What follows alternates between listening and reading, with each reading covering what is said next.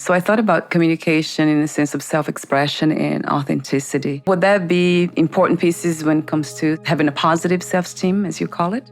Yeah. So I think authenticity can be really hard for a lot of people because I think that is, again, part of the whole self-discovery process. Yes. I Yeah. think also when you're trying to be authentic and you're trying to communicate and accomplish getting through a struggle or whatever it is, we try to find ways to make that authentic to who we are, even though oftentimes I think we can feel like a fraud when we are trying to communicate in a positive way because it feels so constructed, sometimes overly structured, overly constructive, that it feels like we're not actually being authentic to ourselves. So sometimes it feels like the opposite message is being sent. Like, how am I being myself if I'm not truly expressing myself? I think the difficult part about communication is that we need to learn to express ourselves in a constructive way, but that still is true to who we are internally. And that often means not including things like blaming or judgment or criticism. And I think that's where people say, but I'm trying to be authentic to myself. And that often it doesn't ring true. It doesn't sound right to think that part of who you are is to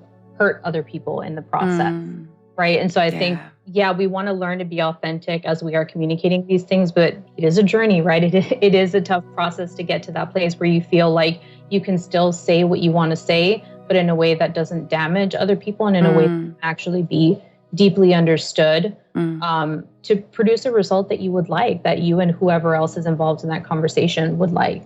Yes, yeah. I love that. It sounds to me like the byproduct of healing, of this process of self-discovery and healing, to be able to do that, to communicate in a kind but true way.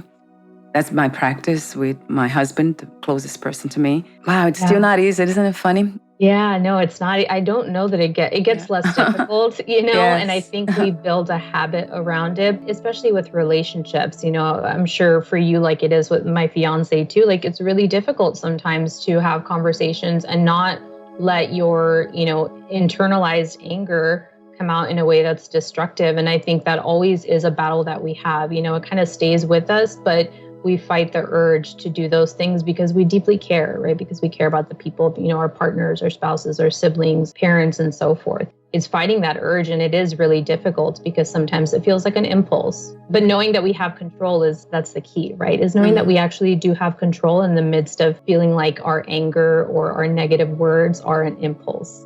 So how do we learn to manage them, or perhaps listen to them? Saying them, right? So in order to not suppress them, we have to say them. And another thing to keep in mind too is actually that anger oftentimes acts as a primary emotion.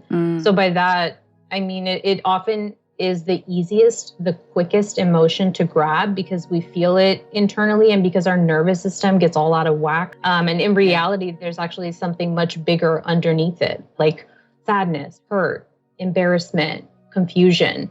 And no doubt anger can definitely be something that is a true feeling. It's not a bad feeling, but I think we can actually just feel anger and not feel something else underneath it. But because we associate anger with bad behavior, it becomes a bad or a negative feeling because that's what we see. We see the word anger. We kind of picture somebody punching a wall or somebody screaming or somebody giving the silent treatment even. And so it's a natural thing to feel, but it's often, again, the easiest thing to grab first. And so part of it is recognizing that there's probably something significantly deeper underneath that.